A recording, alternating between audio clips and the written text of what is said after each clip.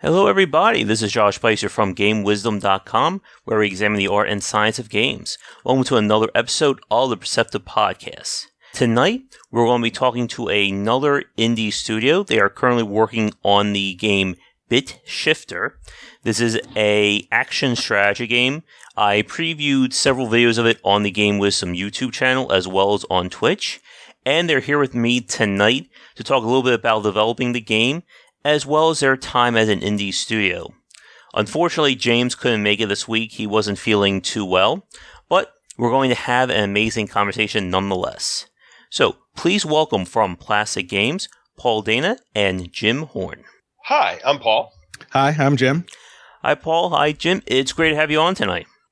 Thanks for having us. Yeah, it's a blast. Love these interviews. Yeah, I really have grown to enjoy these interviews as well. We've had such a wide range of guests in the past, and we can definitely talk for hours if we're not careful. So, to get things started then, since this is you guys' first time on the cast, could you tell us a little bit about yourself and sort of how you got started with Plastic Games? Sure. So my name is Paul Dana. I started Plastic Games back in about 2003, officially.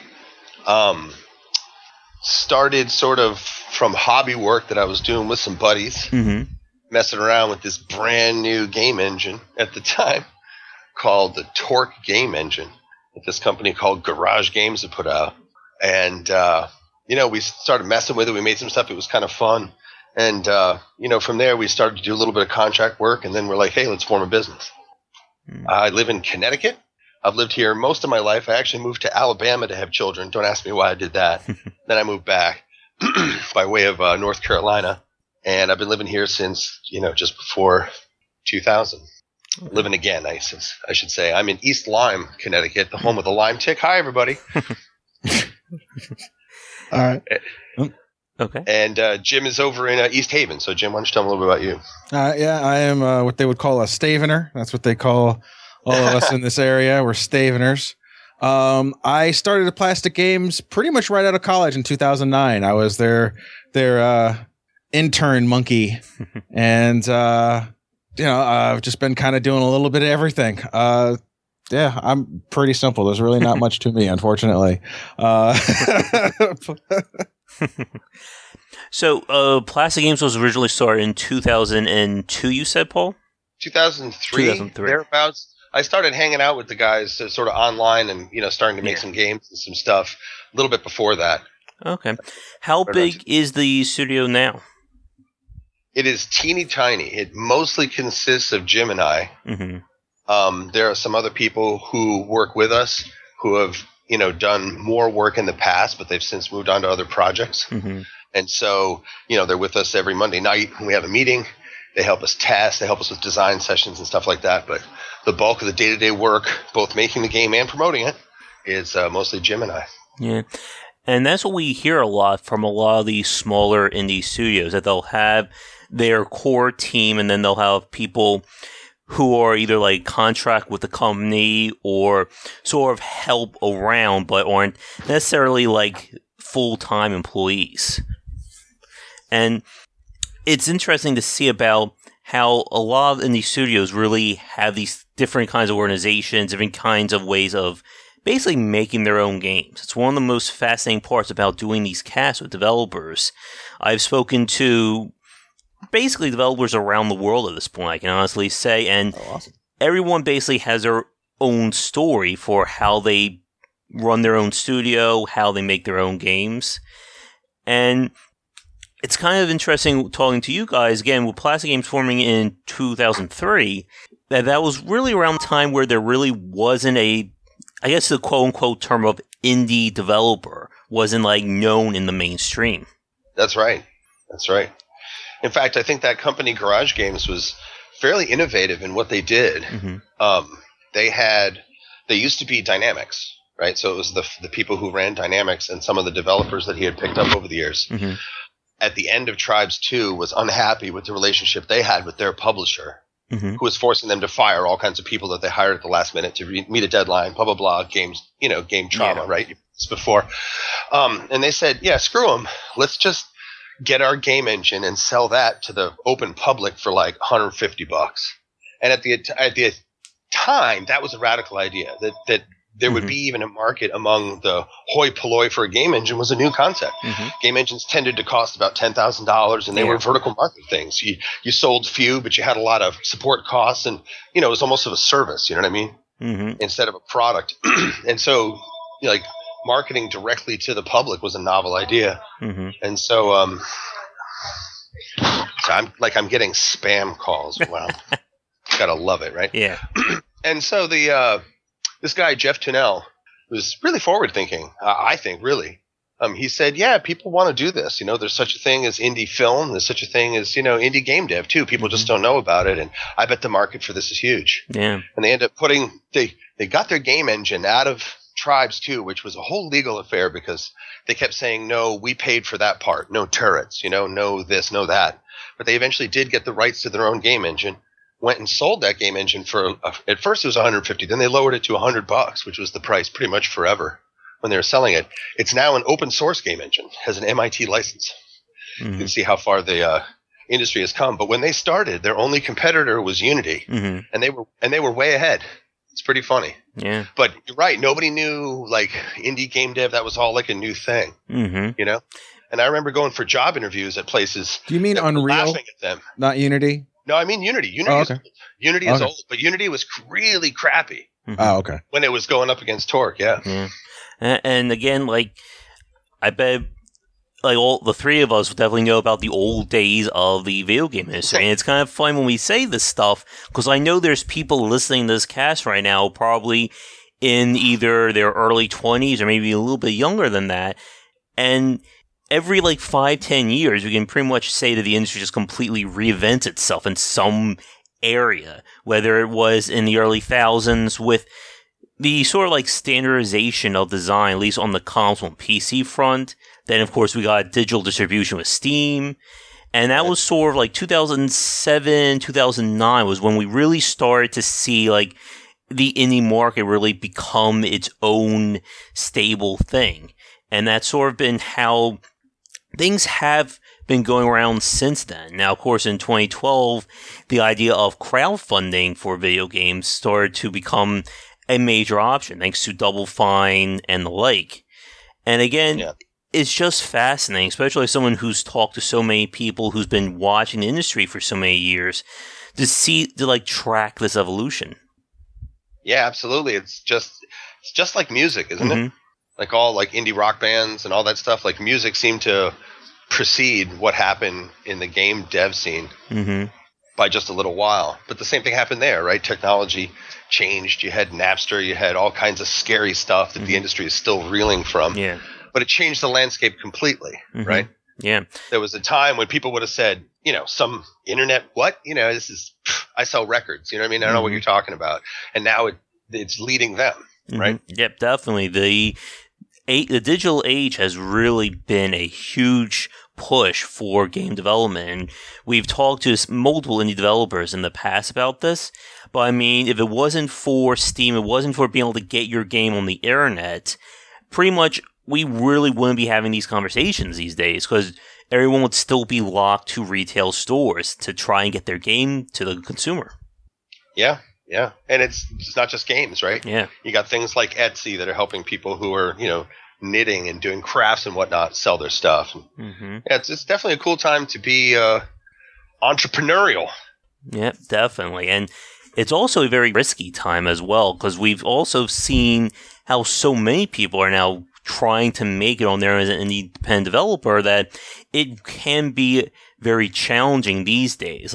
That real golden age of 2009 to maybe 2012, 2013, where the independent market really wasn't as known. It was very easy to get out there and make a name for yourself. But today, I mean, it seems like every week we have 5-10 new independent games on the market. And I know there's also that worry about if things have grown a little too fast for the independent developer scene. I don't think it's grown too fast. I think the problem is that there's too many people trying to make a fast buck. And that's what's ruining it. Mm-hmm. Yeah, and we could also say similar things to sort of like the state of crowdfunding specifically for game development. For every great Kickstarter or Indiegogo project out there, there's one or two that may be trying to get by with less than scrupulous ideas or trying to rush things. Yeah, that's true. That's true. It's, a lot of crap, right? Mm-hmm. Yeah. A lot of crap out there. But, I question the premise, actually, that it really was easy to get noticed back in those days. Because I think it just looks that way in hindsight. Because we see it from after the fact. Oh, shit, is that all you had to do? You know what I mean? And, and it's you talk to people in show business, and they have this same story where nobody knew about me until I did my 5th Johnny Carson show or whatever it was, and all of a sudden they had that breakout moment. And then everybody thinks, oh, you didn't pay your dues. You didn't do anything. You just came out of nowhere. And they're like, well, that's what you think it's like because that's what happened when I got famous. Yeah. I was in this industry for 15 years before, and paying my dues, and now you know about me. So it always looks that way for everybody that they came from nowhere. Yeah, but it doesn't look that way to them. Yeah, I know. So I was around in 2009. I had my finger on the pulse of what was going on, and it wasn't easy because people weren't really taken seriously. You know what I mean? Yeah. Like the idea that these indie games would sell huge amounts and make a lot of money, that took everybody by surprise. Definitely.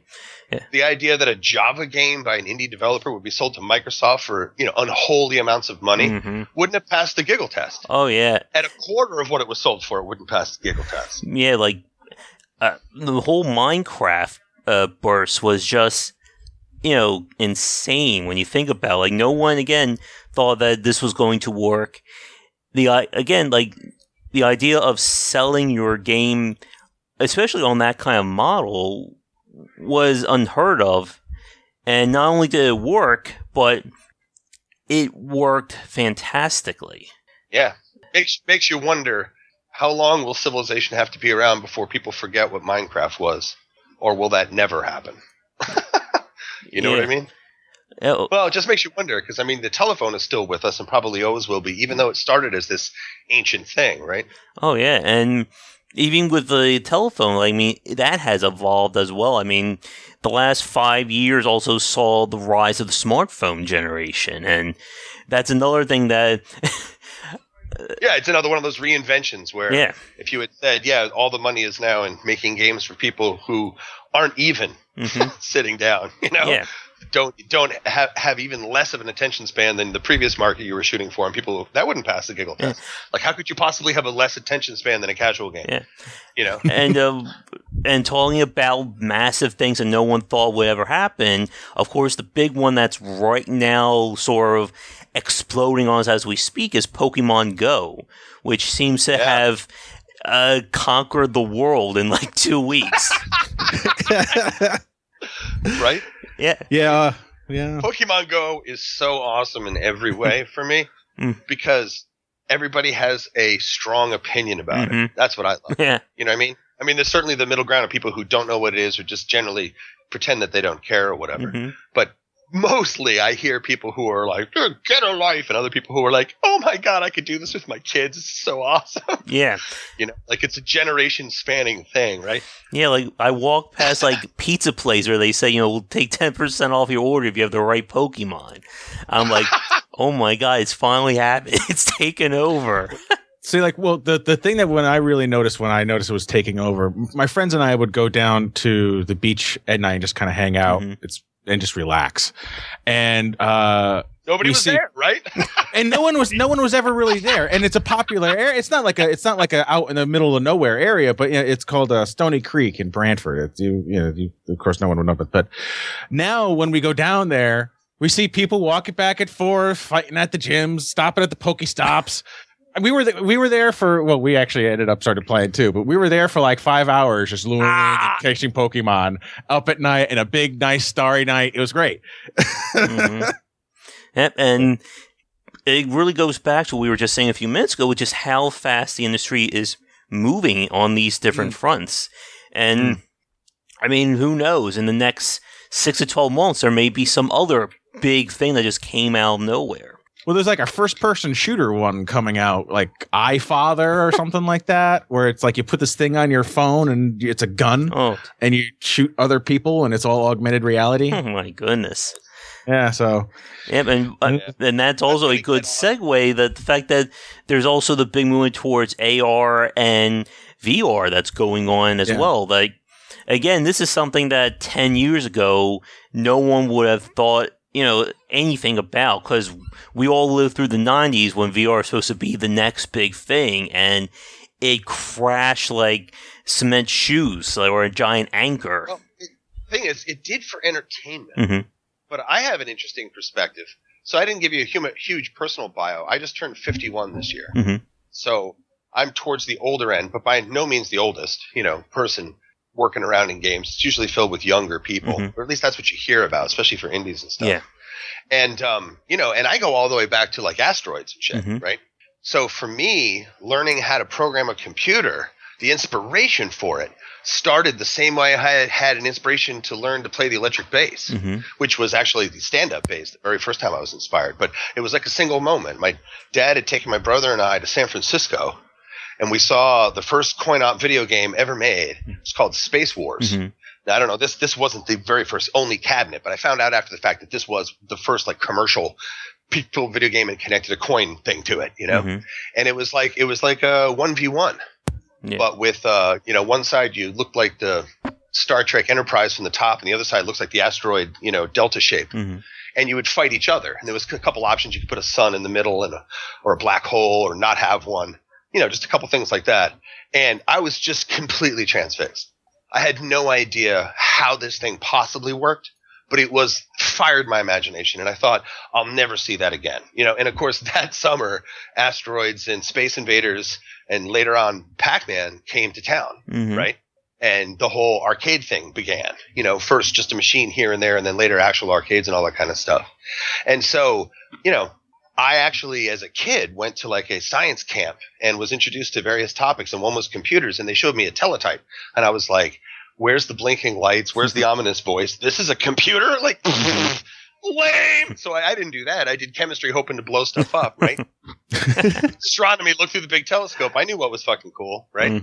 But computers, you got to be kidding me. So it's funny, too, how much things have changed in terms of like what people are inspired to do. And now the inspiration is insane. Everybody grows up with video games before they knew, like, their memories, as far as most people's memories go back, there was video games, right? It's just part of the background now. So it's been sort of great to see this come from like a niche thing, into the mainstream, where now there was a TV show called Mocap. I tell you, right? Yeah. Like they expect people to know or to quickly glom on to what that means. Yep. And again, like growing up in the 90s, like video games were obviously around, but it was still considered the niche thing, just like music was during like the 60s and 70s before it really blew up during that era. And now, again, like as you just said, Paul, like last decade was really when the industry became mainstream accepted. It wasn't considered, nerdish or niche to play video games. And that's been taken a step further today with not only with independent development, but also with eSports becoming a lot more mainstream accepted. I mean, I saw on like TBS they were showing a Counter-Strike on Friday night. Like, when did you ever think that was the one thing I still find ridiculous? I don't know. I mean, I grew up in the 90s. I'm 33. I and I grew up on Nintendo and Genesis and Sonic versus Mario. Type of whole Nintendo does with or whatever the heck it was. Sega does it with Nintendo. And I look at these esports things and I'm like, oh my God, really? People are making money. Like it's crazy enough to make money making games, but making money playing games. Plus, you'd have to have the right attitude, or it would suck all the fun out of it. Oh yeah, and that's got to be. And that is a very interesting discussion. I've been trying to get like someone from the esports community or esports market here for one of these casts, because I really want to talk more about that topic. Because again, it sounds completely insane for someone who grew up during the 80s and 90s. Like, back then, the best I could hope for was, like a blockbuster video game tournament and play that. Not, get sponsorship and spend like 18 to 20 hours a day playing the same game. And make $1 million. Yeah. Yeah, no doubt. So the thing was, though, although it was a video game that inspired me, like to start to learn how to work with computers, that's not where I ended up going. Not exactly. Not at first. I actually got into 3D computer graphics and rendering was generally where I was. So you can imagine, likewise, that my field has just blown up 100-fold, right? It can't even be imagined. I remember when the idea of a shader like from Pixar, like run offline overnight while you render stuff style shader was a novel idea. I remember when that first came out, and that was blowing my mind. The idea that, then you were going to have shaders that would run in real time in a computer and that there's hardware support for, never in my wildest dreams would I think I would live to see that day. Yeah. And so for me, the acceleration of all this stuff from a personal point of view has been insane. But interestingly, one market that I did get into was virtual reality. So that was one of the things that I did. So you say, like, nobody saw this coming. No one knew where this was, and it totally tanked. That's only true for the entertainment industry. Virtual reality has just grown by a steady pace in the applications where it's useful, right? And so this gives me a little bit of a perspective. First of all the Rift and these other things is finally decent hardware. Just like touchscreens sucked forever. Do you remember? Yeah. You go to pay and you try to touch these things and they fucked up. And the first time you felt a really good capacitance touchscreen like an Android or an iPhone, you're like, holy shit, this is so good. Because it was so fucking bad before, remember? And so those touchscreens, we saw them coming a mile away because they suck. They're not sucking so much, and then, you could make a good one. And then boom, iPhones, right? Like that's what happened, right?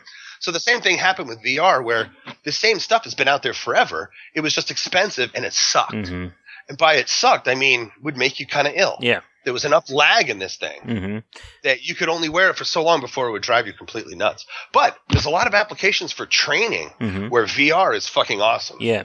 But I'm actually not a believer in VR for entertainment. I actually think that it's more of a gimmick. Yeah, interesting.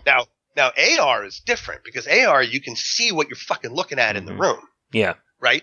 You don't leave the human world behind completely with this thing on your face, which for entertainment just doesn't work on so many pragmatic and practical levels. The other experience I have is we've installed some games at Disneyland. So we know a little bit about location-based entertainment, where you go somewhere to do laser tag or, that kind of thing.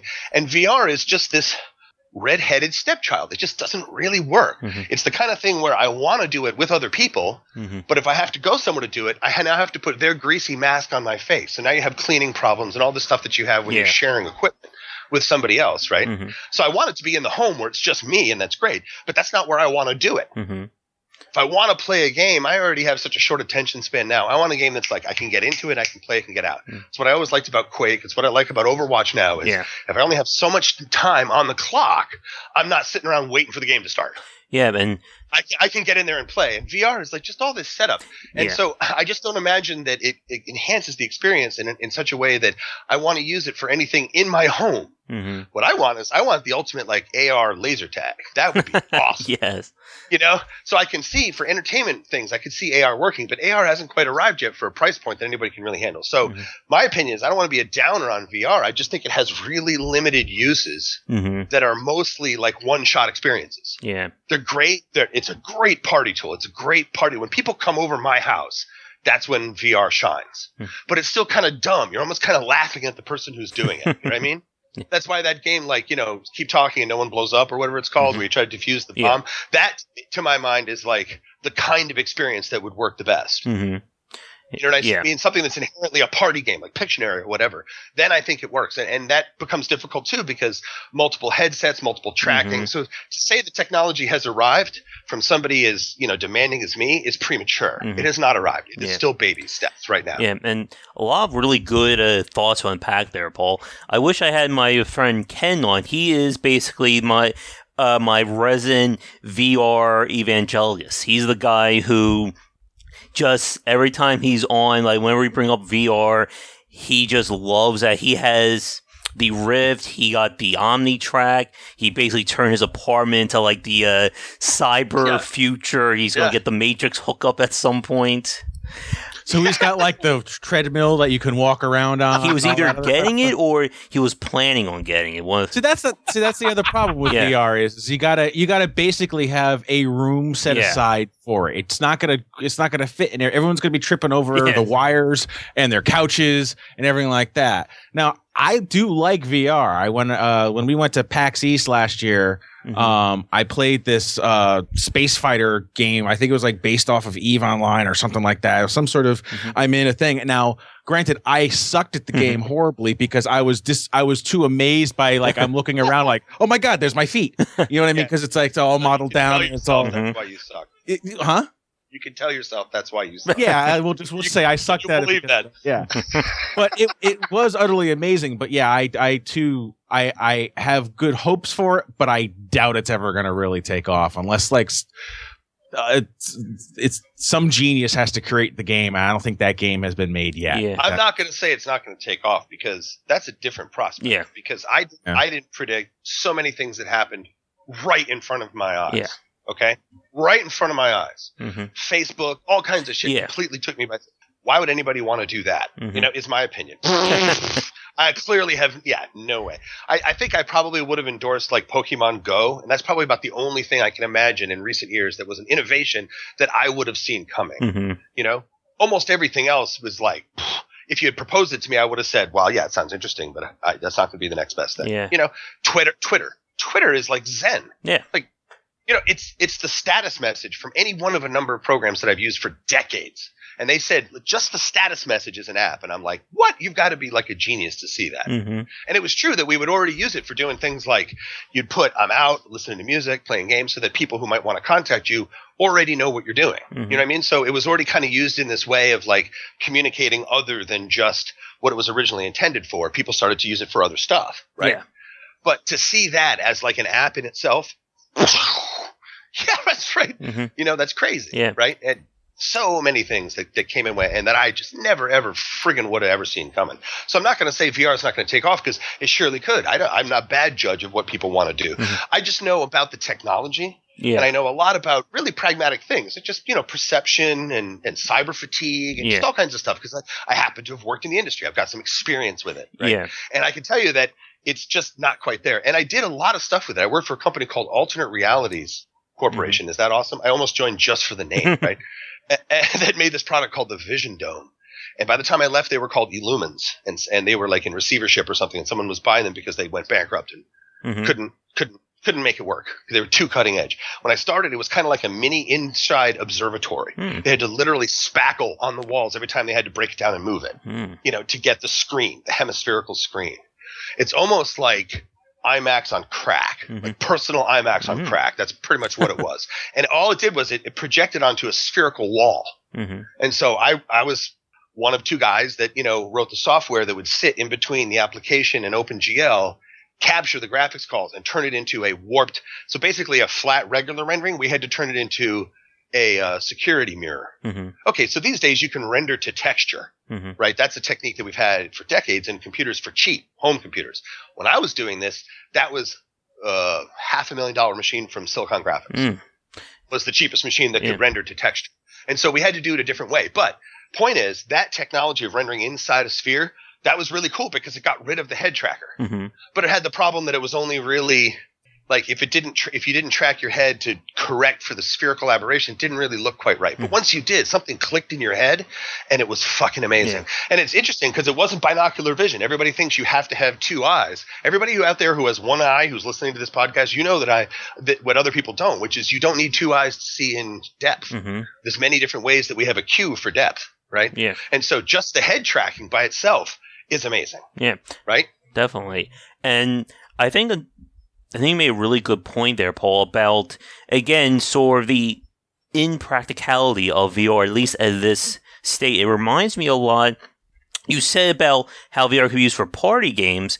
It reminds me of sort of the plastic instrument genre that Rock Band and Guitar Hero sort of rose and then kind of fell over. Wow, I don't even remember like the span. It moved so quickly. But it had like that same kind of issue that, yes, it's great to play a game like Rock Band with you and your 3 friends. It's amazing, but when you think about it from a practical standpoint, it is a colossal pain in the ass. And I know this because I bought the Rock Band, party The bundle. stuff. Yeah. Yeah. Just the guitars. If you have just one guitar, it's enough of a hassle. Yeah. Oh, I had the guitars, I had the mic, and then I had the drum thing. And again, like, I have like a medium-sized den, and that was like barely fitting it. So now imagine, having like the whole thing set up day in, day out. Like, as you said, Paul, like, it is really about that location. And it's one of the reasons why the Kinect, I don't think, really went off that well. Not only because the hardware wasn't that great, but, you had to have a huge area. You had to have specific lighting. Everything had to be just right. Mm-hmm. And then it kind of worked. Yeah. And that's also, I think, I agree with you about my concerns about VR at the moment. Like, we keep hearing about trying to get the right price for the Rift. I think last I heard of it was like around like $400 for the Rift, like the actual consumer model. Although I heard like $500. Yeah, it was 600. So they've obviously been coming down. But I mean, like the first number I heard was 600. Yeah. Then other things have been bandied around, right? Yeah. The PlayStation one looks interesting. That one's at least going to be somewhat more affordable. I think that one's only like $399 instead of like $700 or whatever how the other ones are going to be. Yeah, and I think that's where I agree with you guys that I don't see VR being like, I think as you said, I don't see it being like the next wave of entertainment. But I spoke with a developer, I think it was last year. I keep forgetting his name. I want to say Jesse something, who made the game where you don't see it, you're basically playing by sound. And he basically talked about how he was most excited about, again, the practical side of VR, like what it could mean, again, for like simulators, what it could mean for things outside the entertainment industry.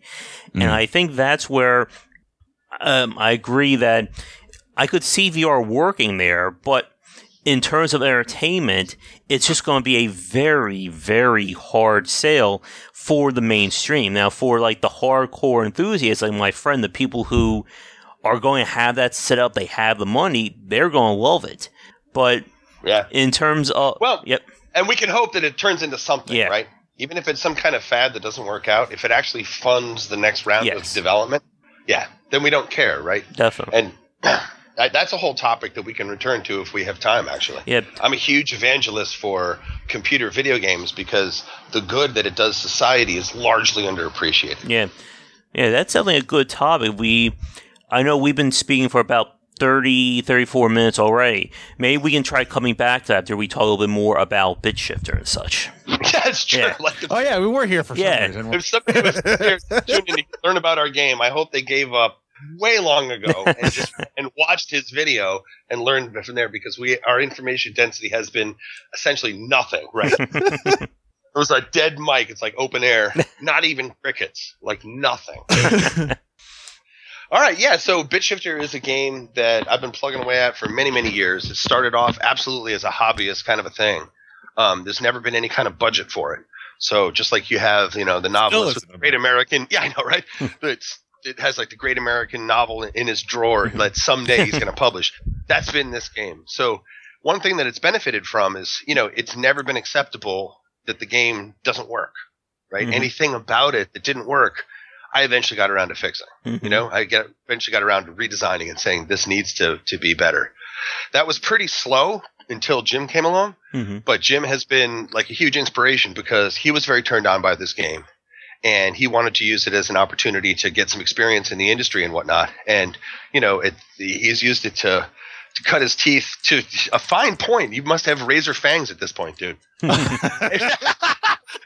been cutting your teeth. I got a razor, but it's not my fang.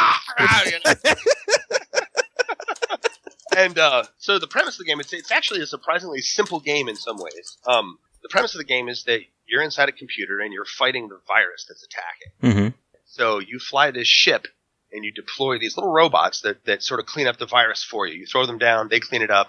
You have this beam, you can pick them up, you can throw them where they need to go. And so in that sense, it's kind of tactics/strategy game. It's very much about the here and now. So I want to say tactics rather than strategy, but I don't want to give the wrong impression when I say the word tactics, Yeah.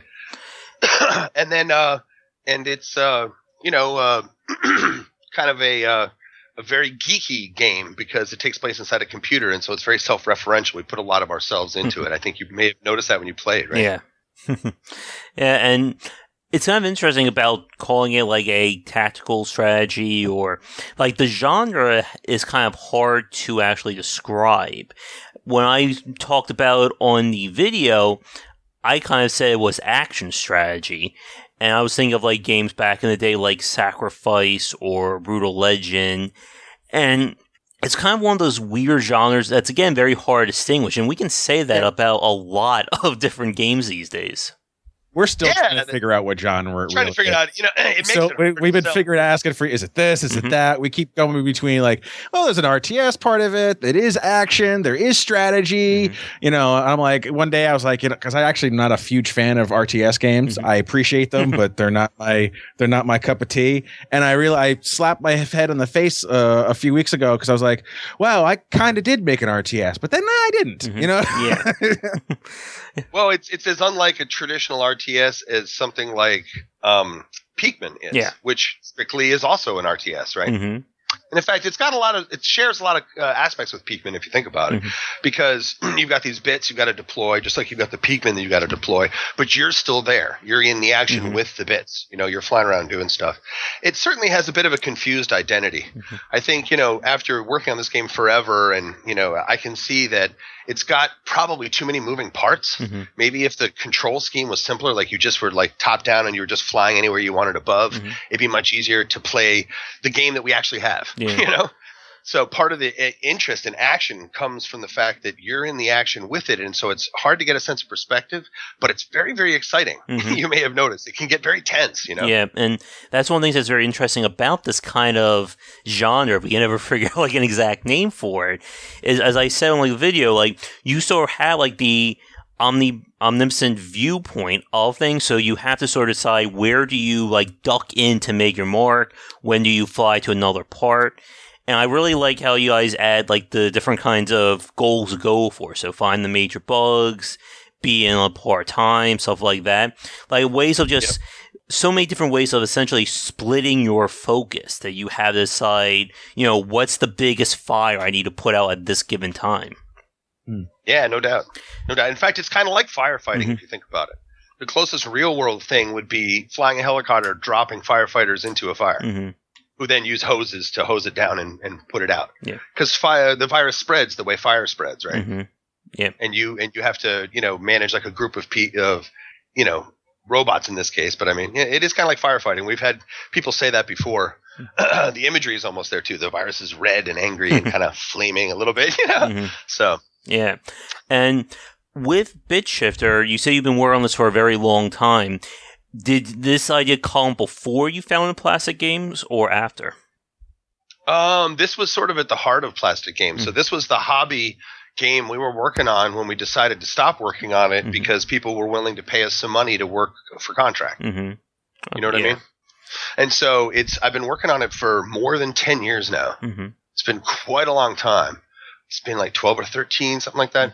But along the way, there's been stretches of time when I had to put it down and I didn't work on it for a whole year or even a year and a half. So it's really only been recently that we've been putting the effort into saying, wow, we could actually close to maybe be able to finish this thing. Maybe we should try to actually, put it out there and for sale, and it could be a real game that people could play rather than just this hobby, And so we've been pushing for that, and it's tough. It's deceptively difficult to do something with this kind of scope, and it's also difficult because it is an original game. That is a good thing. Yeah, we have original property here, which is awesome, right? It's not like anything else, that's for sure. Yeah, but it's also hard because we don't have the ease of saying, "Did you love Diablo? Then you'll love this." You know what I mean?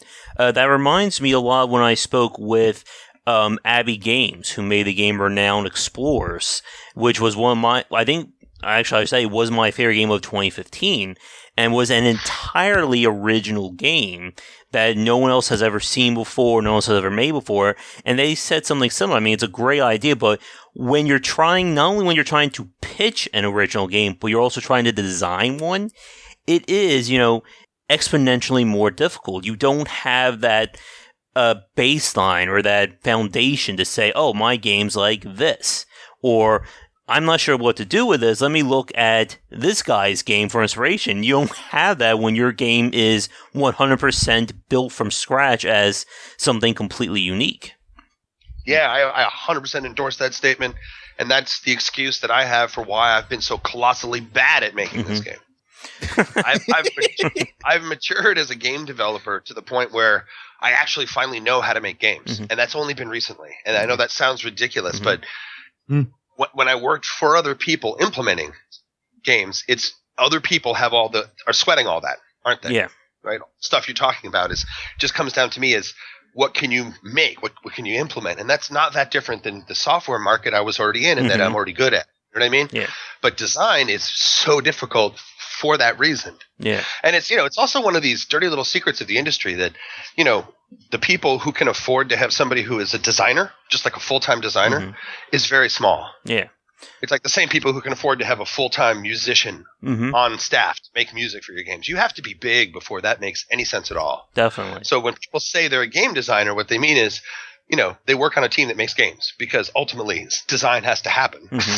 Someone has to do it, but almost nobody can afford to have a game designer full time. Yeah. And it's such a difficult job to do that most people who are like self-styled game designers who haven't really done it before think I could do this as a living. They probably have some of the skills, the important perception of being able to break down games into their parts and all kinds of stuff, but the hands-on actually doing of it, holy crap. Yes. It is very different than what people would imagine.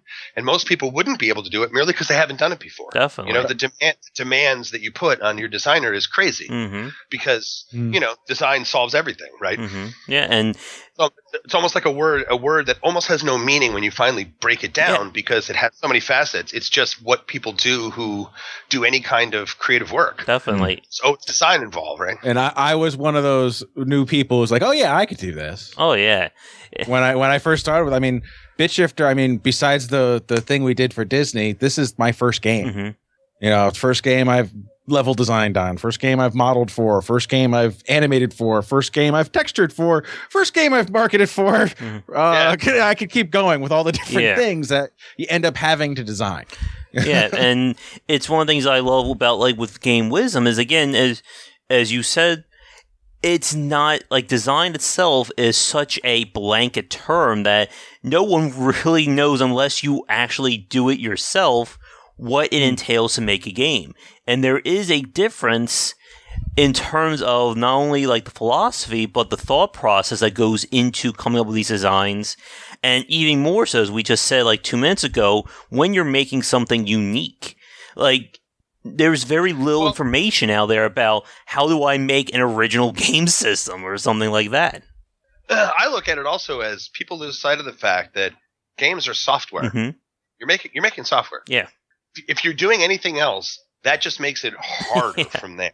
No, seriously, it makes it harder. And I would argue, and it's sort of obvious with games of the scope that you see today, but it's unobviously also true for games of a much smaller scope and software in general of a much smaller scope, that it's hard to make software. It's harder to make software than it is to make movies. And I'm sure people who make movies would be like, you're so full of shit. But it fundamentally is.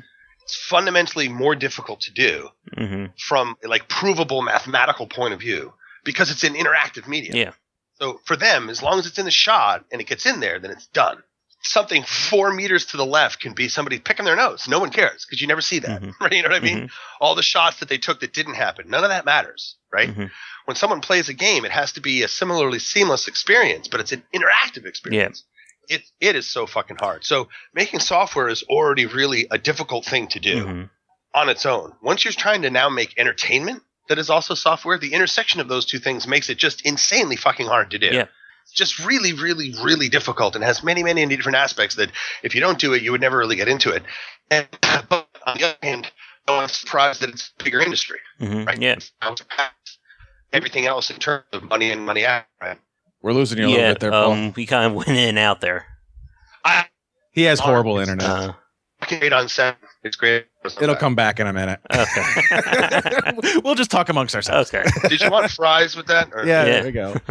Well, with Paul talking about the software, there's a whole bunch of tons of iterations we've had to do. At first, the first level you played, that's got to be the 12th, at least at the minimum that even I've had my hands on it, like the 12th revision. Oh yeah, you have to keep teaching you how to play the game, teaching how to do this, trying to make, not only make it is a tutorial, but at least trying to make it not boring. Oh yeah, and trying to come out with the biggest punch we can. Yeah, definitely. And the A1 is the bane of my existence, but every time we do it, it just gets just that little bit better. And I'll 3 months from now, I'll probably be saying, "Guess what we redid again?" No. Yeah, and just two really good points there between the two of you about that.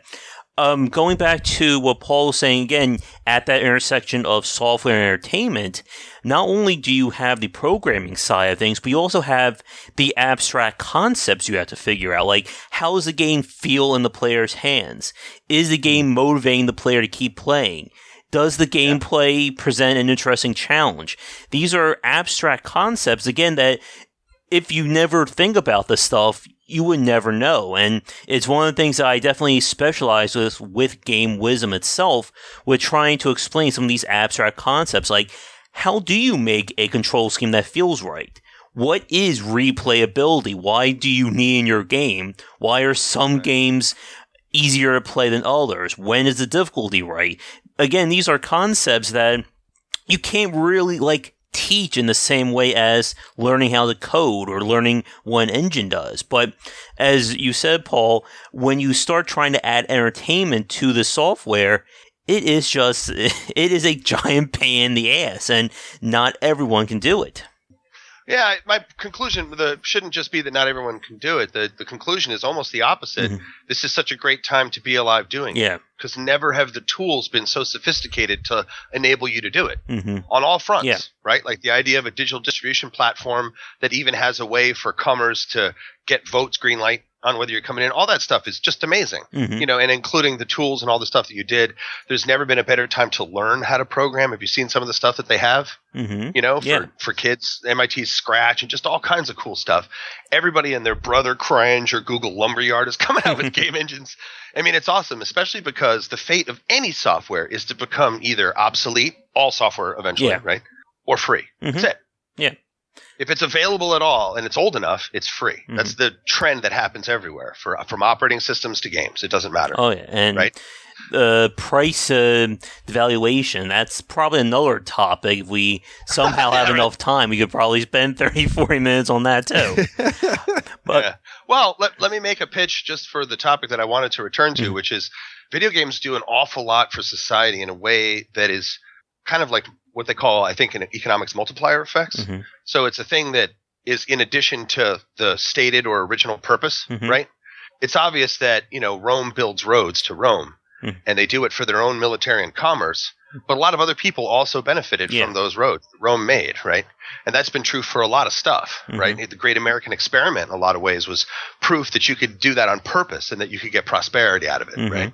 And it worked beyond anybody's imagination, right? And it took place worldwide, which was bizarre. And the thing is that a lot of that stuff, a lot of what's happened since, the whole Industrial Revolution or whatever, has been somewhat mysterious. It's anomalous in human history. This amount of prosperity growth, this amount of globalization, all the stuff, this amount of education. And there's a fact that not everyone is aware of. It's called the Flynn effect, which is that IQ is going up on average everywhere. And, it's so easy to get people to believe the opposite. These kids these days are morons, but it's the opposite. People have been getting smarter, at least as measured by IQ tests over time. And the person, Flynn, who discovered, he's got a TED Talk, and he says, hey, it's just better education. It's as simple as that, right? But there's more to it than that. There was a multiplier effect, right? Because people got educated, they wanted their kids to be educated. You know what I mean? Yeah. A bunch of people wanting their kids to be educated made lyceums and different institutions that were grassroots level, where people were like, fuck it, my kids are not going to be ignorant. They're going to learn how to read, right? And that led to a bunch of people in a democratic voting society who decided everybody should get an education. We're going to have universal education. So all that happened as an emergent thing. There wasn't some God king who said this is going to happen. It happened because people really wanted it. people wanted to get smarter. It's another thing that people don't really believe is true, but it is true. Mm-hmm. And I think that Flynn is right about education. But I think that part of what's happening that's not really being talked about very much that I really hear of is I think TV made a lot of kids smarter. People were like, oh, TV makes you stupid, blah, blah, blah. It's like, but you have to compare it to what was there before. Mm-hmm. How many people got exposed to such sophisticated abstract concepts as what you have in Sesame Street was unprecedented. Yeah. Before, only the elite, only people who could afford to be educated, only people who had parents with enough free time to teach them stuff could get that way. Most people didn't have access to that. Mm-hmm. So although the TV was some kind of electronic babysitter, it wasn't a half bad one. The consequence of it wasn't a bad thing. Plus, I think it's also making us kind of tamer.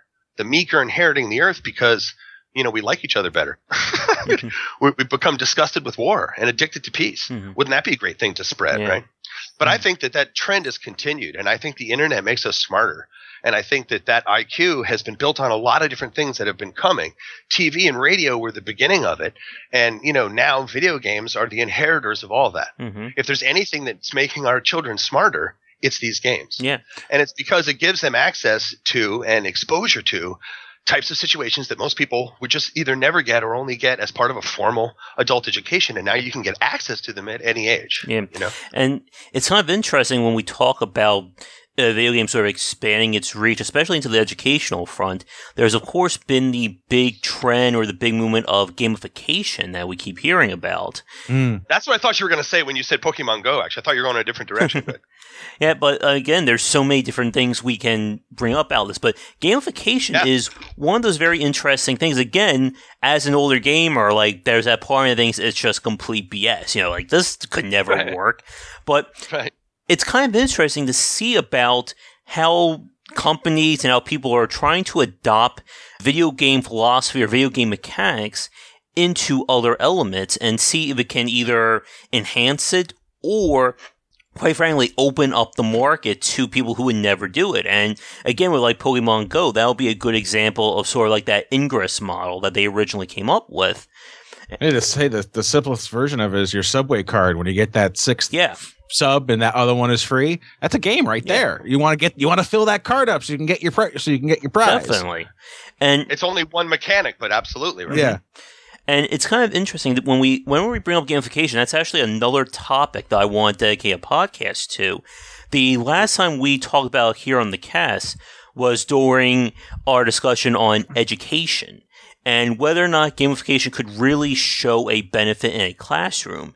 And our kind of panel we were all sort of in disagreement about that in terms of actually seeing in the class, in an educational setting, trying to teach it to kids. But what do you guys think, since we're all on this hot now about video games improving, what do you think about gamification more in terms of a real world setting and that kind of application? Jim, you want to field that one? Well, I think sure. Why not? I think it's great. Mm-hmm. I think gamifying things, it can be evil. Mm-hmm. China's doing a gamification on some things that they're trying to do. That's more trying to conform people to norms, quote unquote, of their society and shaming other things that. There isn't anything. There can be an evil side of gamification, but I really do think it's what's going to make learning easier and learning better, and just in general, I think bring us closer because we're all kind of either slightly competing with each other but having fun along the way. I think one, if you ever heard of the YouTube channel Extra Credits, they did a whole thing on gamification and education. It's 8 or 9 videos where they talk about little bits and pieces of different of instead of giving a grade, we can do points, and bringing games into the teaching aspects. I thought they're very, very good videos, and they do bring up a lot of good points. And I think I was surprised because I'm a bit of a doubter, and so I thought they had some very intelligent things to say. Extra Credits. I think you're right. Yeah, and again, it's one of those things that we can look, 15, 20 years ago and think that could never happen. No one would ever think of that. And it does have it is possible these days. Now, whether or not we're going to see this in like the next year or 3 years, that's a completely different story. But I think like I said though, we're already seeing some of it. I mean, they're it sounds stupid, but like those rewards cards you got, those are gamification right there. And there's so much membership stuff. Remember? The membership stuff. We used to live in a world where not everybody had their own membership card. Now we live in a world. You get points for buying something. You get cash back on your credit cards. That's gamification. Oh yeah, and Amazon. Prime. Yeah. Dude. Oh, definitely. And like my mom has like 15 different like cards, like every like shopping place she goes to. And again, like we're joking about this, but it really does work. Like when you start adding in these little pools, these little motivators, it does a lot to keep people invested. Flipping coupons. It's all about incentive. Yes. Making a We've been down this path. Yeah, it's economics. People think of economics as the science of money, but that's wrong. Economics is the science of human incentive. Yeah. Right? What will people do given the presence of certain incentives? That's really what economics is all about, if you think about it. And this has been going on for a long time, clipping coupons, etc. Right? Yeah.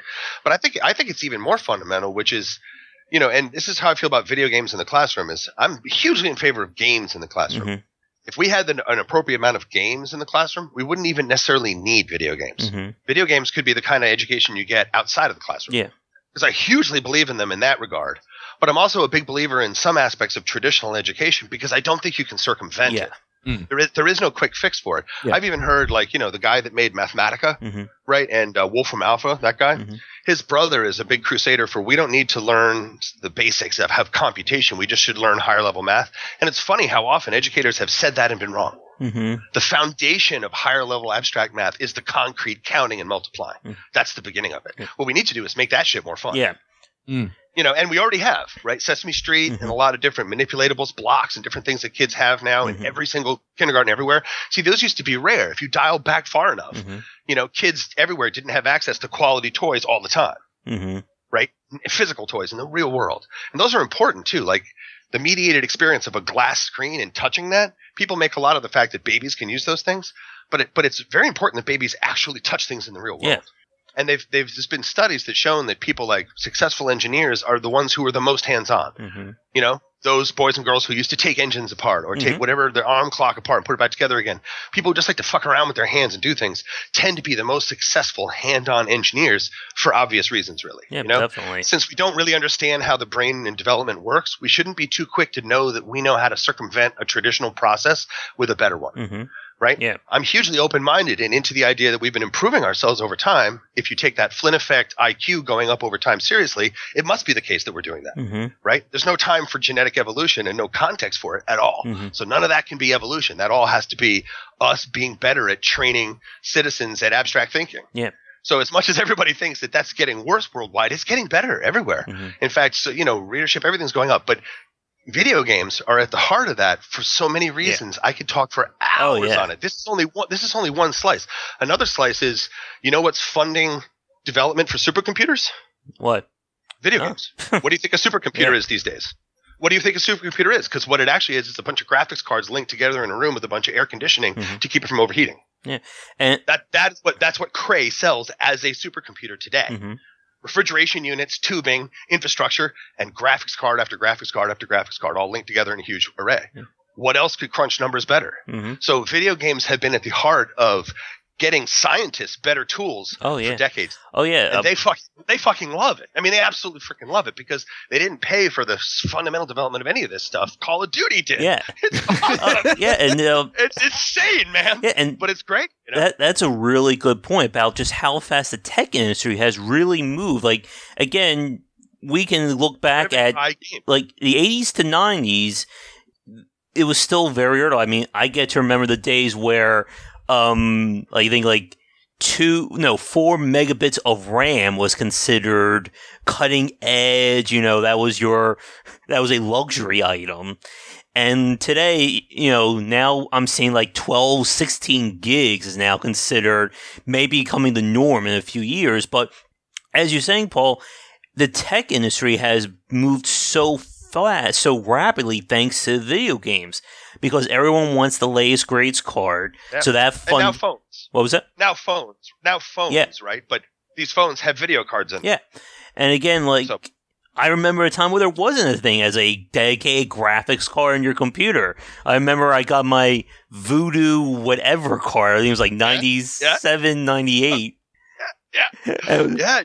There was no math code processor. Mm-hmm. There wasn't a way to crunch floating point numbers on the first personal computers. Yeah.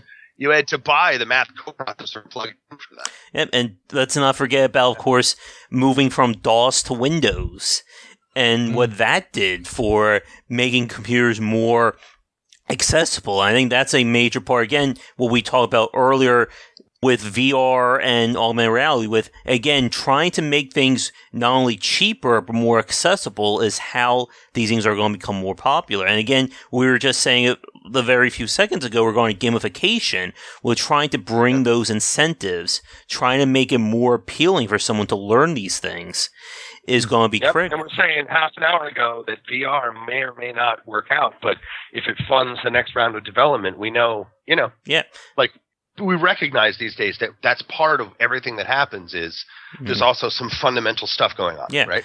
And with, like, graphics cards, again, like the thousands, we saw just a colossal leap forward in graphics technology. I mean, you look at 90s to the early thousands and then early thousands to 2010, it's almost two completely different industries. Like, you see what Mario went from back in the 8-bit era to Super Mario Galaxy 2. And again, like, these graphics cards, they were saying their first generations were ridiculously expensive. When I graduated college in 2009, like, normal mapping and bump mapping and, that was like, normal mapping mainly was kind of like the newest thing, was like the late, like, as I was graduating, they were showing, hey, last few semesters, like, hey, you can now do this in real time in these engines, where that wasn't something you could do in real time. All of a sudden this 1,000 poly object can now be 500 and it looks amazing. It looks like the 100 poly, 1,000 poly object. And it's crazy. Yeah.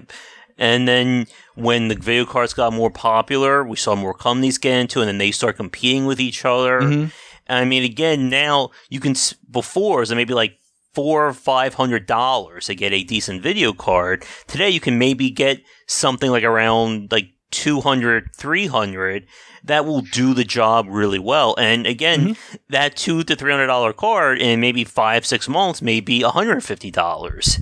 It's just constantly moving forward. And I think, as both of you guys are saying, then those technologies, those new piece of hardware, are then sort of adapted by other industries, and they're going to fund the next big thing, which we don't even know about. And then that thing will probably be super expensive at the start. And then the cycle just begins anew. Then more people will join.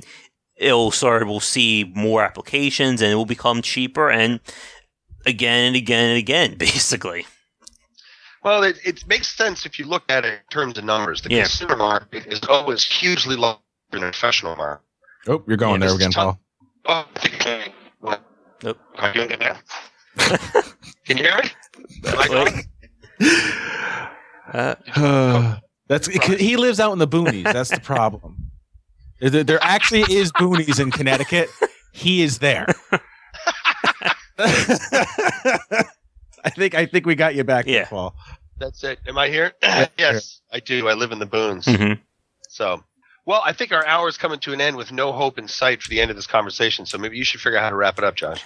Or like we could just sit here and talk for 3-4 hours. But that's true. You want to record the next couple podcasts, and we'll just keep talking. You can just do that for weeks, okay? Well, just like 8 weeks of podcasts, and then we go. All right. Welcome to part 2 of Insane Part 2 of 1,000. Yeah. We could definitely talk more about BitShifter. If you guys don't mind, we could push it to an hour, 20, hour, and 30. I don't know if we want to go much longer than that, at least for today. But I would definitely love to have you guys back on, because, again, we could easily spend an entire cast talking about technology and, again, about video game sort of influence on the world. Absolutely. I would love to come back and do that. Yeah, I think we talked about BitShifter enough. I would just hope people would go check it out. You made some videos. Yeah. So they really want to see what the game is all about. I encourage them to go watch those videos. They can learn a lot. All right. I do have a few questions I could actually add a few more questions, we can talk a little bit more about Sure. BitShifter's design. Then we can either see about other topics or start to wrap things up. Okay. That's good. With BitShifter itself, again, as we were saying earlier, it is an entirely original design with the strategy and the action elements to it. Has the game, in terms of, as you say, you've been working on this for more than 10 years now, has the concept of what the player was doing, has that at all like been fundamentally changed over that time, or has it mainly stuck to what you originally envisioned the game? It changed very early on. Mm-hmm. So it started off as a very different game, and then it changed to BitShifter. Am I going again? Yeah. Then you got to answer it, Jim. All right. So the game's main concept and the core of the game is still there. Mm-hmm. Is still a part of the game. When I came in 2009, I think it's a different game now, while still having the essence of what the originally design of the game was. Shifting the bits, fighting the virus, that type of stuff, it hasn't changed. But there has been, as we keep adding more mechanics to it and kept adding more things, it started having its own little life to it. Mm-hmm. I don't know if Paul would agree or disagree to that, but maybe he's working again. I would agree. Can you hear me? Mm-hmm. Yeah, we can hear you. All right. Yeah, I would say we just distilled it, We have hard liquor now. We started off with wine, right? Mm-hmm. Yeah. And with the actual game itself, I know at the time of this recording, you guys are preparing your first major update to the game. For those of you who haven't checked it out yet on Steam, BitShifter obviously is in early access at the moment. So by the time you're listening to this cast, for those of you right now, your latest major update to the game should be out. For those people listening, what's going to be in that version compared to where was that before? All right, so second major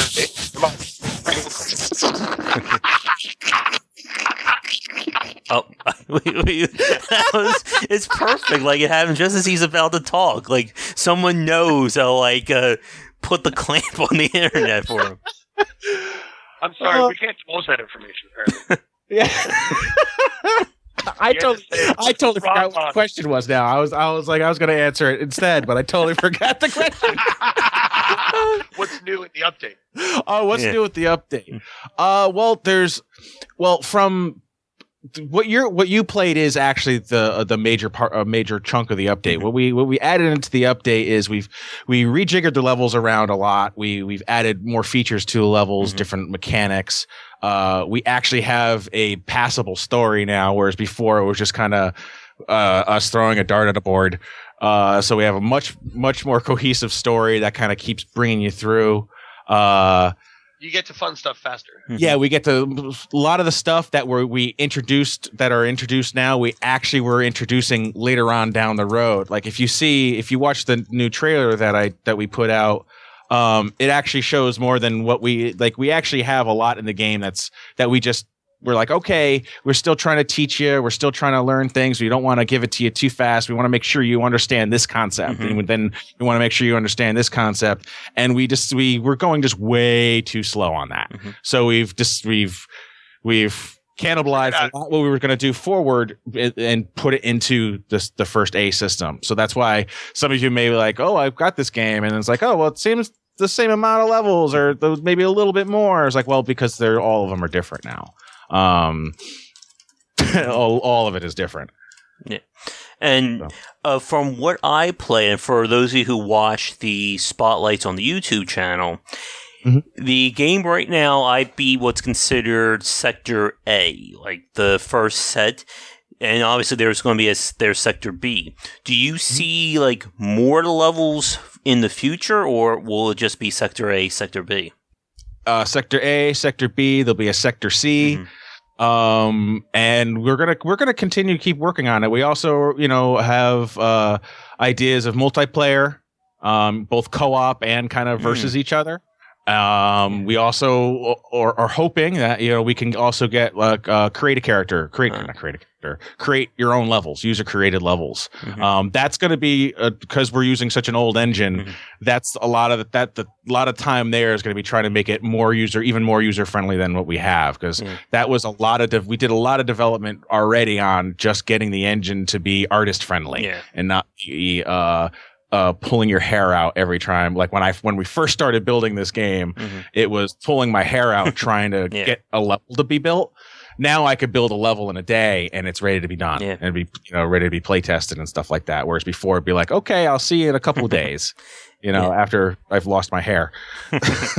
And we have improved the tools a lot. Yeah. And having co-op play, I think, is going to be a really big feature for the game. I think I mentioned that on either the stream or the spotlight video. I could see this game, given the size of the levels and again sort of the split focus of playing it, could really work in a multiplayer setting like that. Yeah, we'd love to hear some opinions on exactly how you could see that translating. Co-op is going to be a much easier goal because we just have to work out what's different when there's another person playing, but the levels and the rest can all be the same, right?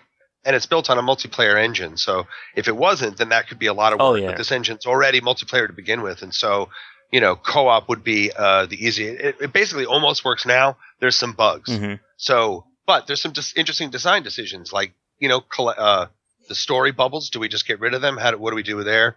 The coins that you pick up, is that still part of it? Does everybody get the coins? Is it the same coins that's for single player? So there's a lot of interesting design decisions. We'd love to hear what you had to think about some of those topics, Yeah. It's kind of interesting about the coin system. For those of you who didn't watch the videos or know what we're talking about, you pick up coins that are silver bug tokens that essentially are used for these different powers. Each level has a little shop station that you can assign a power to, with different powers costing different amounts of coins. And the coins themselves are persistent across play. So if you go back to an older level, you can maybe sort of regather the coins so you can use on a later level you have trouble with it.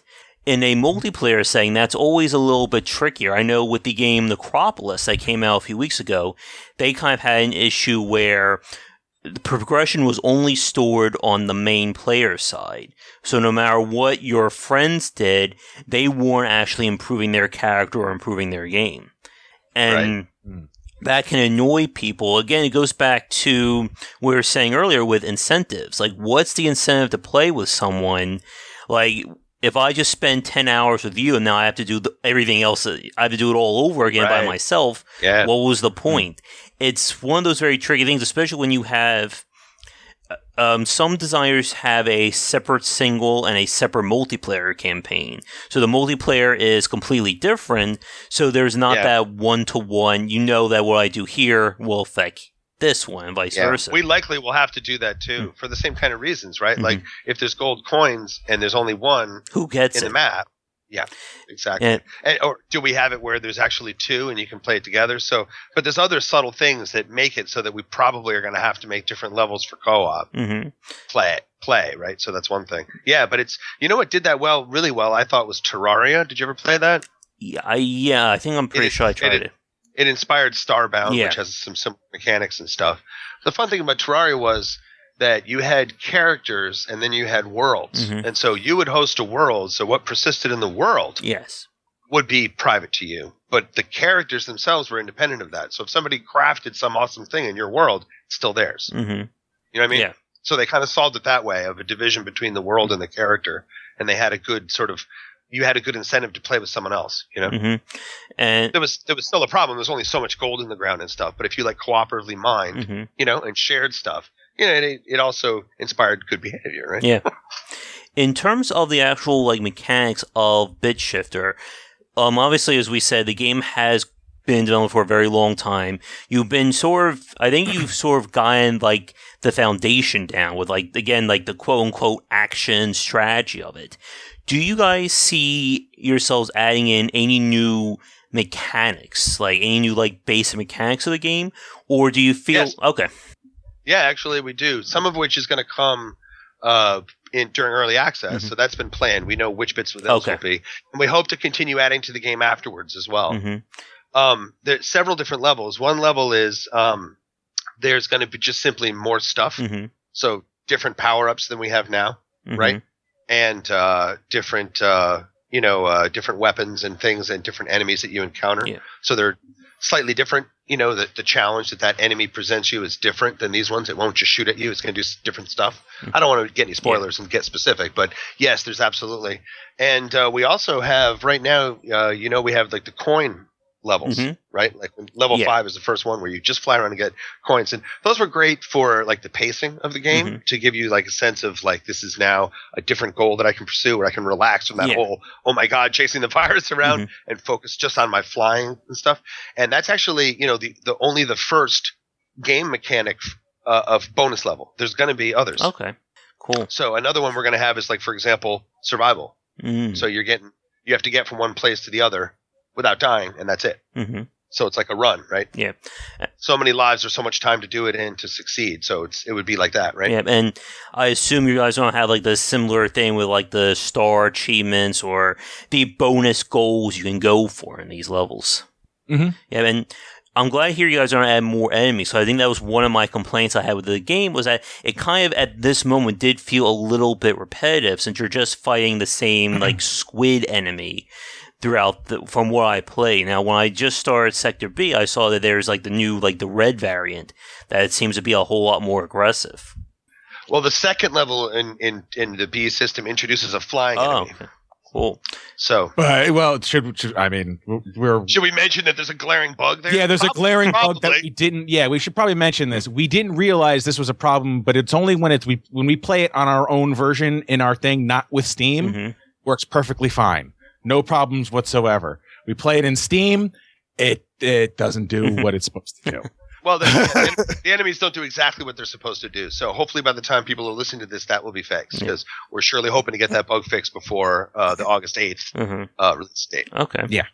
Now, one thing that I also wanted to bring up, especially on this cast, I know we've had topic after topic here, but there's one that I want to talk about that is relating to BitShifter itself, and that would have to be early access itself.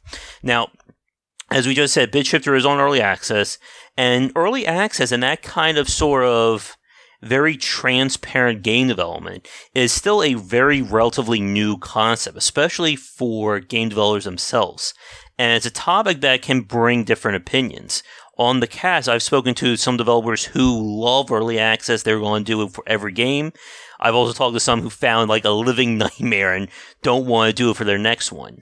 Now, obviously, with BitShifter being in development for so long, it's had a chance to sort of go through these different game development models. So, for you guys, what do you think of the whole early access philosophy of making a game? I'm actually really pro early access. I think it's great for both consumers and for developers, but it obviously has downsides and it can backfire, right?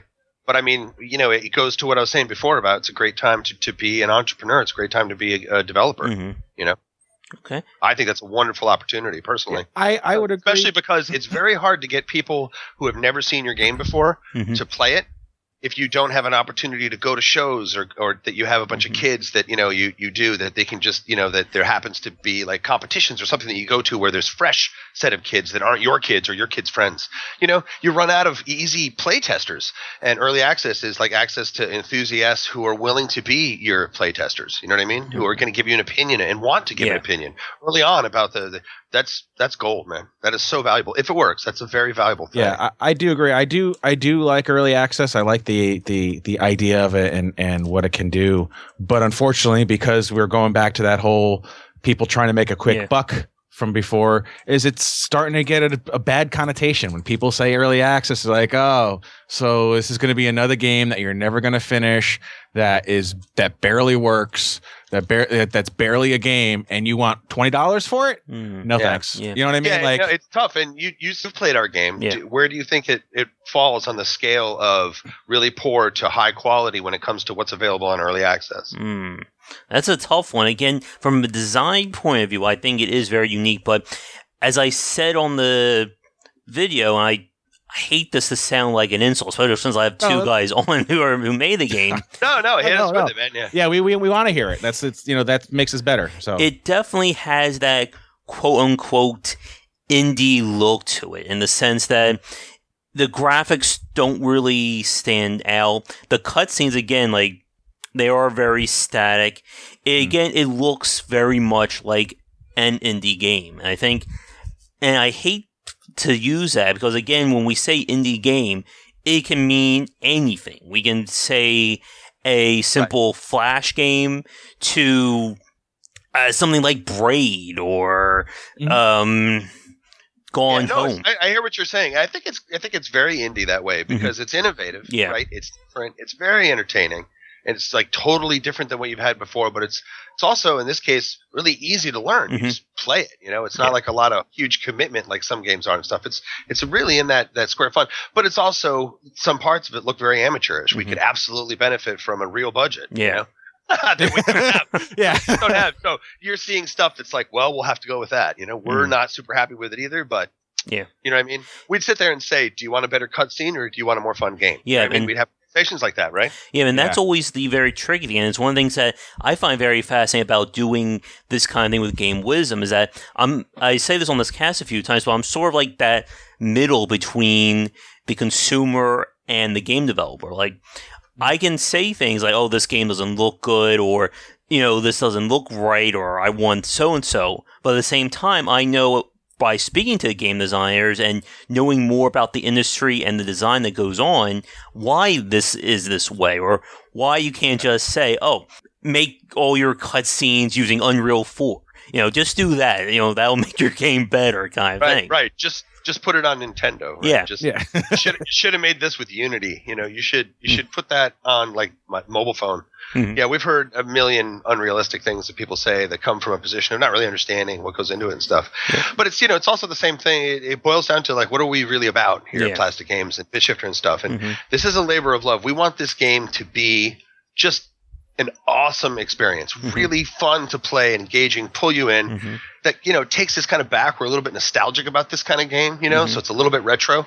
And that's sort of our central focus. So I hope when people see it, hoping they play it, I hope that shines through. And if it's got some rough edges, hey, I've played some games with some serious rough edges that I had so much fun with. Did you play Nidhogg? Yes. That game was so freaking awesome, wasn't it? But you got to admit, the graphics were like, wow, you can't do better than this. You know what I mean? Like, it seemed really the same way. Yeah. And as a developer, I can appreciate it. He was probably just more concerned with making a game that just owned. It's just so fun to play that none of that stuff ever mattered. And by the time he was ready to show people and everybody was liking it, it was like, yeah, okay, well, this is kind of the charm that it has to it. So and maybe we can say that what we have is charm. Would you buy that?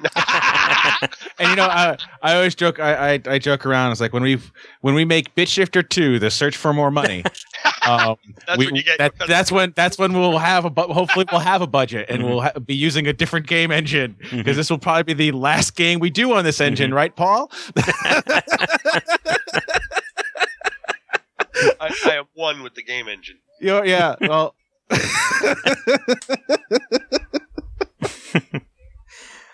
And I just lost my train of thought from that, but it is interesting about, again, sort of like how the term indie has become this very blanket statement for a lot of games. And as you guys were saying a few minutes ago regarding early access and how it has, for a lot of things, it's really good, but there's also that dark side. There are developers who are trying to release games that are like barely anything there, like it's a game where you just pick up a block and I want $20 for it, kind of thing. And it's kind of an uphill battle for a lot of games, especially.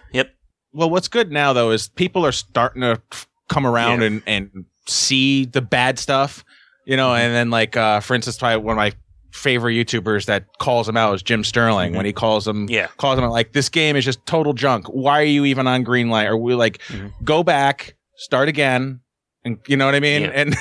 And he gets a lot of flack for it, but like, it's people like that are gonna, I'm glad that those are around there that are, if Steam won't police it, at least there are people out there trying to do do the job in policing it. Yeah, they are trying though, right? They got the curators. They're constantly changing their. That's my actually. If I were to say one thing, my one main complaint is there's not enough of the actual Steam people, actual Steam, making sure that it's not a asset flip for instance. It's not just someone. I agree. I agree, but I think it just grew out of control. Something that they don't want to be that company. They would have more people working for that Steam company than for Valve, and I don't think they want to do that. They haven't created a game in a few years, so I think they have enough people. We're still waiting for Half-Life 3, Paul. Yeah.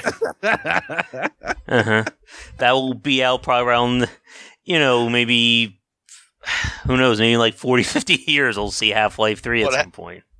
We'll see Half-Life 3 when BitShifter 3 comes out. That's what will happen. It'll be BitShifter 3.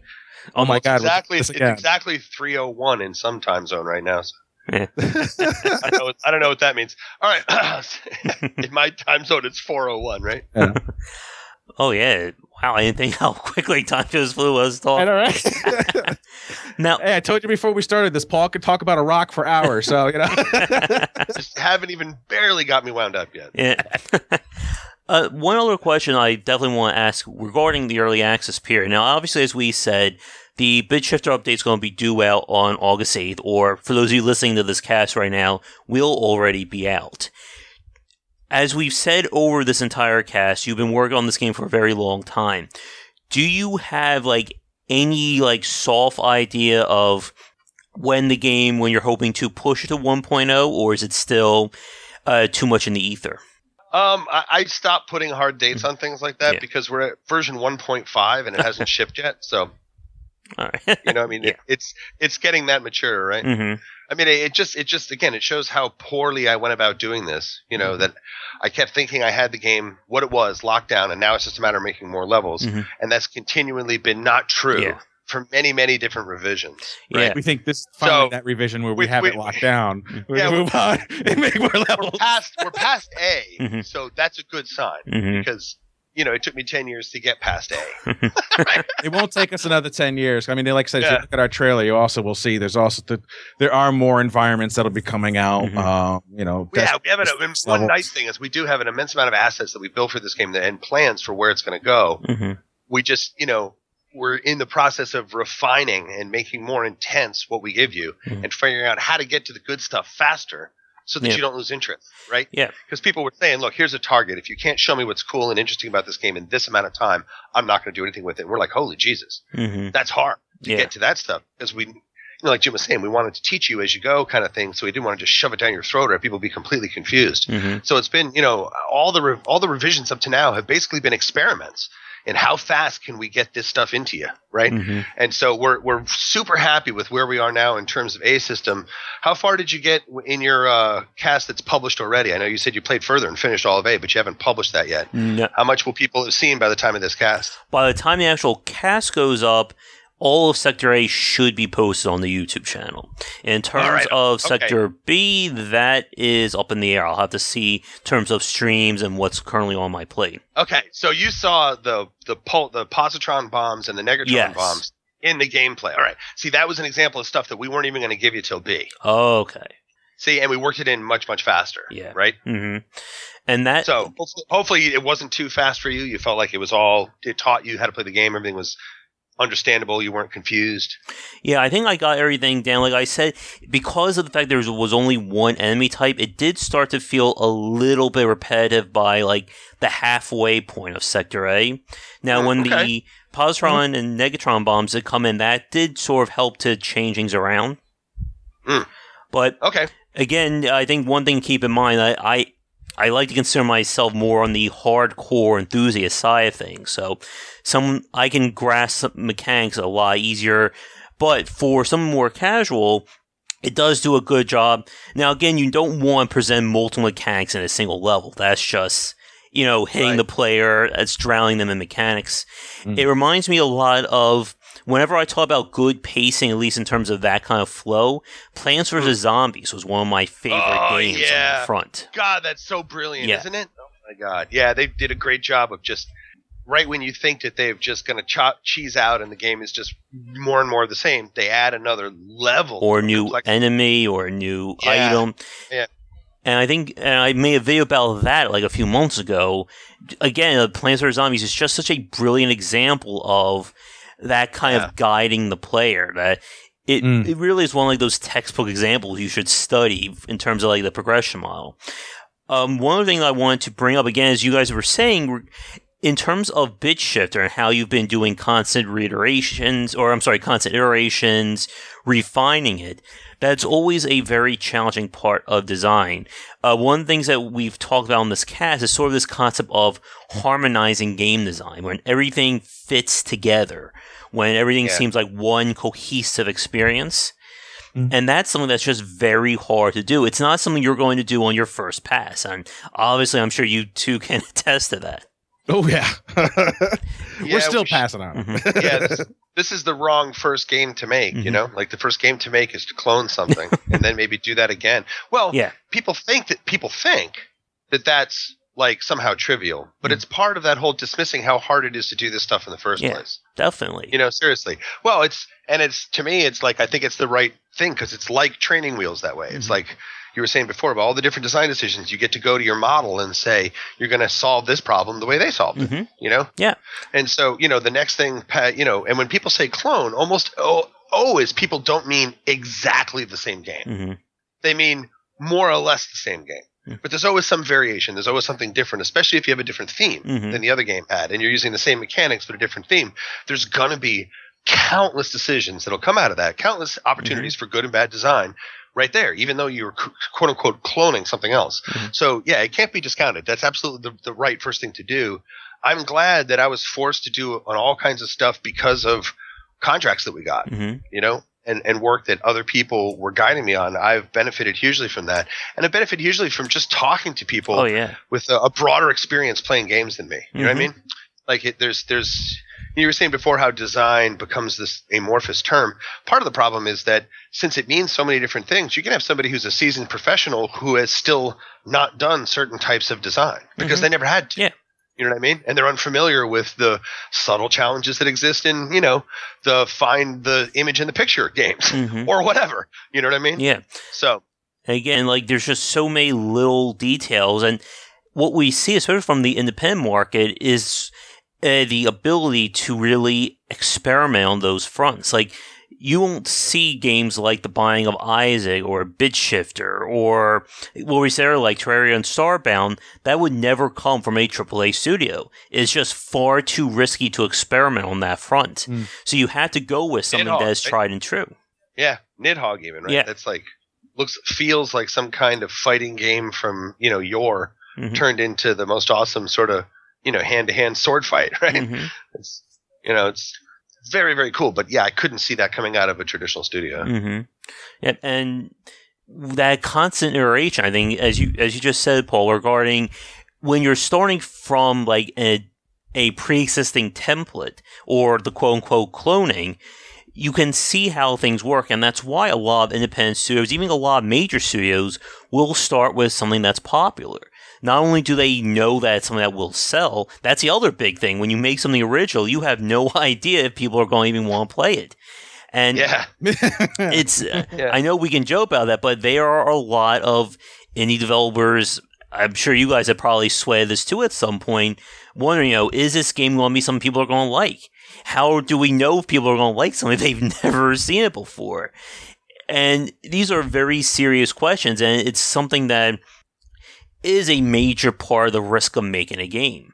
As we said earlier in this cast, when you take software and add entertainment to it, it's just a completely different monster to deal with.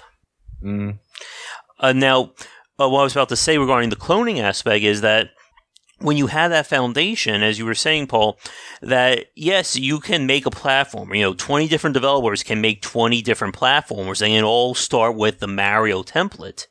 But when you start taking things and adding your own unique twist to it, that's when you start to see that innovation. When you're not just straight up saying, we're going to make Mario, but we're going to make a character who wears blue overalls instead of red, and that's going to be our game. When you start saying, let's take Mario, but maybe we'll add time mechanics like Braid, or maybe we'll make it super challenging like Super Meat Boy.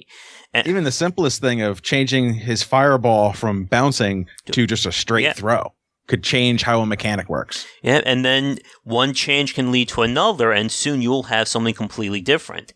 Mm-hmm. Now, of course, the negative side and what people complain about are, as we've said, with developers who just straight up, they basically just steal the idea. Then they're just saying, we're going to make Mario, but we'll make it a female model, and everything else will stay the same.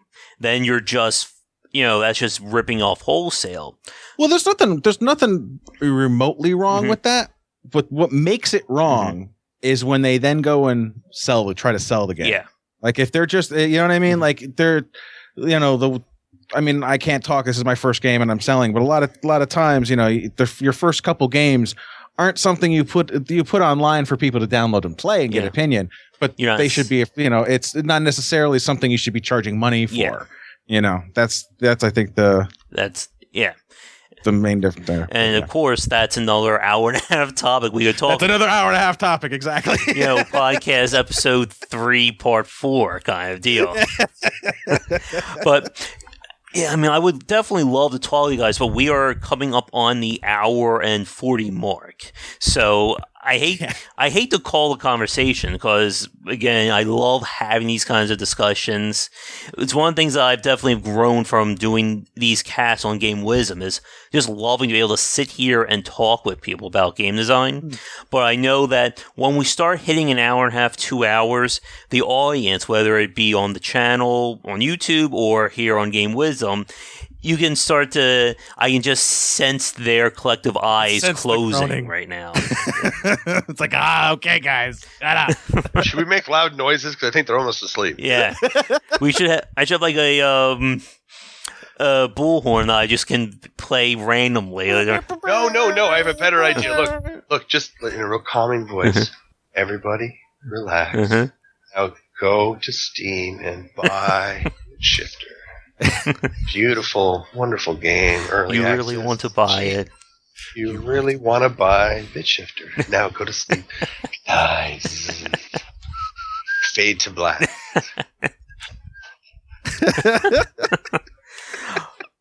I'm trying to think. Again, we have so many topics we can easily transition to. It's not even funny.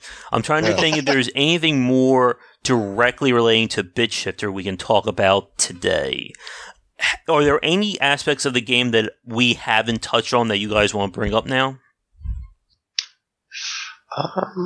I don't think so. I think that's it. Yeah, I think yeah. I think that's about it. I can't think anything off the top of my head. And we'll just hope people enjoy it. Throw up some reviews. Let us know.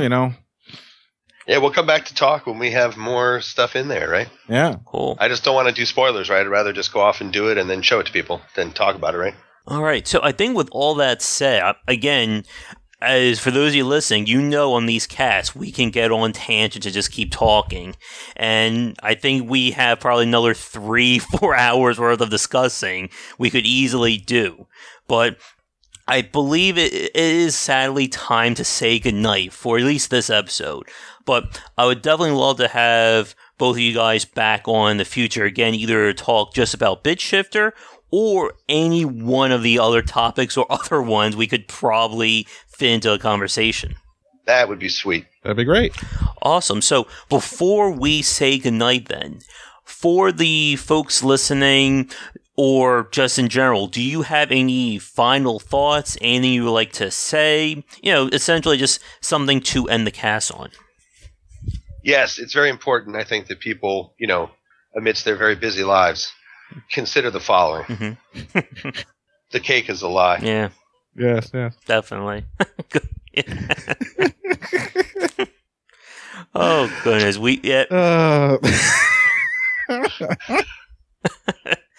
I'm sure, hopefully, everyone has woken up from that little nap we put them to a few minutes ago. Yes. They've all woken up and gone. They've all woken up and gone and bought BitShifter. Yeah, they're scratching their heads going, I'm not sure why I'm getting this. But I just have to. Yeah. I feel it's awesome. Mm-hmm. I should do that with my speech at the end of the cast to convince people, hypnotize them to check out the Patreon campaign for Game Wisdom. There you go. Yeah. That'll be the first topic we can discuss. Yes. Hypnotizing your audience. Yeah, I think I could use that too. All right. Paul, Jim, it has definitely been a treat talking to you today. For those of you listening to this cast, by the time you're hearing this, the update to BitShifter will be out, available obviously on Steam, Early Access. The week that this cast goes up, I'm going to try and have it up that you guys will be running a sale in the game. Is that right? That's right. It'll be 19% off. All right. And like as we said, it's a completely different game, more in the action strategy genre. If you're interested in looking at the game, be sure to check out the videos I have up on the Game Wisdom YouTube channel and see what you think from there. So, with everything said, again, guys, it's been a great treat having you on, Paul, Jim. Thank you so much for being on tonight. And like I said, we can... Whenever you guys have free time, we could have part 2, 3, 4, how many ones we can easily fit into this. Sounds great. Sounds great. Yeah. Thanks for having us. Yeah, not a problem. And again, for you folks, be sure to check out BitShifter, whether you've been hypnotized or not. And be sure to check out any more updates I do of it either on YouTube or Twitch. So with everything said, I know I've said that already, we're going to end things here for the cast. Thanks so much for tuning in. As always, if you'd like to support Game Wisdom, there are multiple ways of doing so. Again, we'll need to have that cast on hypnosis, because I could use that for this part of the cast. But if you'd like to write a guest piece for the site or be a future podcast guest, you can find information and links under Submissions Wanted. For guests, like I said, I'm looking for a wide range of topics relating to game development and design. If you're a student, enthusiast, developer, whoever, as long as you like talking, I would love to have you on. And you can, of course, shoot me an email at josh@game-wisdom.com. You can follow me on Twitch and Twitter under GWBlazer for the latest updates of new content. Be sure to check out both the Twitch stream as well as the YouTube channel. There are links to both on the front page here. You'll find, as we said, my wide collection of Let's Plays, video examinations, and more, as including, of course, the BitShifter plays that will be up by the time you hear this. And last but not least, be sure to check out the Patreon campaign. Your monthly donations can help to keep Game Wisdom going, and we can hit some of those goals. It'll mean more great content for you. We have, of course, the digital CD offer, which includes this month's cast with an exclusive commentary track, and our podcast shout-out, which for right now, it still goes to Danny Ramdas for their $15 or more donation. And other than that, that will do it. So again, Paul, Jim, thank you so much for coming on. We'll see you for episode 2, part 3 of our discussion at some point in the future. Thanks for having us. Yeah, it's been great. Awesome. So, for those of you listening, thanks for tuning in. Have a great rest of the week. Wake up from your little nap, and we will talk to you again next time. Take care, everybody. Bye-bye. Bye-bye.